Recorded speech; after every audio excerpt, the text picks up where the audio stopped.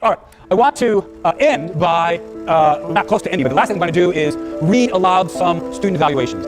I have found over the years that some students like me, some students don't like me. I don't know how to make this point any clearer than to share with you a sampling of student evaluations. These are not actually from last spring, but they're typical enough that I was too lazy to make some new quotes.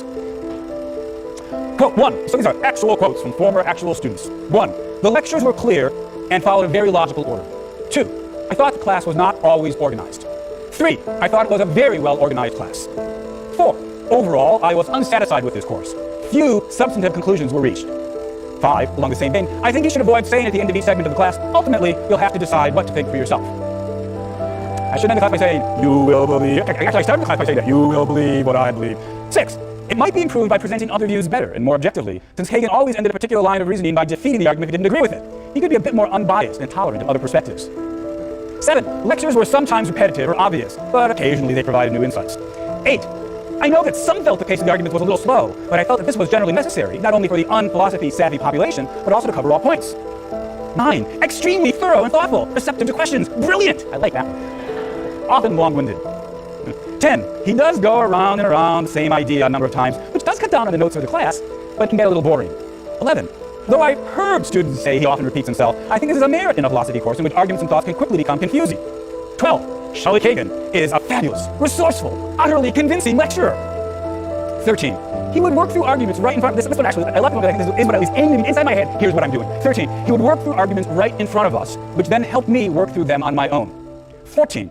Shelley is an incredibly dynamic lecturer. 15. He's just in his own world, babbling on and on. I zone out with regularity. 16. I have to say that Shelley Kagan is probably the best lecturer I had in my 4 years at Yale. 17. He's the type of teacher you either love or hate.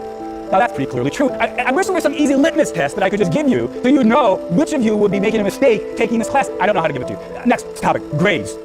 1. He tried to intimidate us too much with his promise of impossible grading so that everyone took the class credit D fail, when we all probably ended up with A's or B's because grading was not hard. 2. I recommend it, but only credit D fail. Professor Kagan is harsh with grading.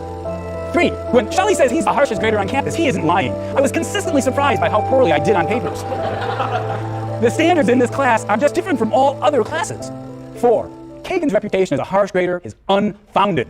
If you put in the effort, the grade will reflect that. So that settles the question on my harsh grade or not. Now, as you know, the last question of the evaluation is, should you take the class or not? Would you recommend it to somebody else? 1. I believe this class is one of the most mind-opening experiences of my life. 2. No, it's a waste of a course. 3.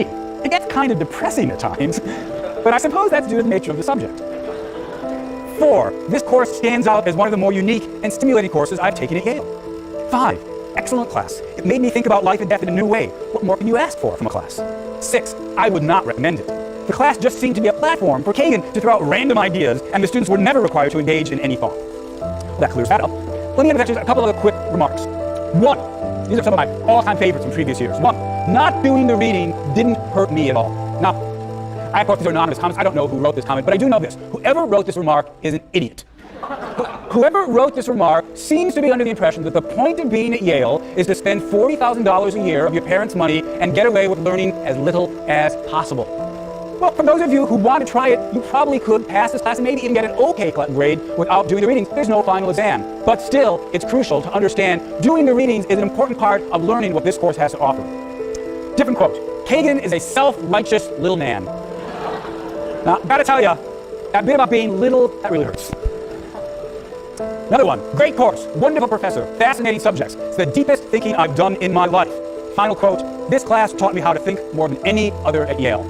I don't know whether I pull it off. Pretty obviously, for a number of students, I don't manage to pull it off. But that's at least what my aim is. I'm trying to help you think. I welcome you. I hope you'll be back on Thursday.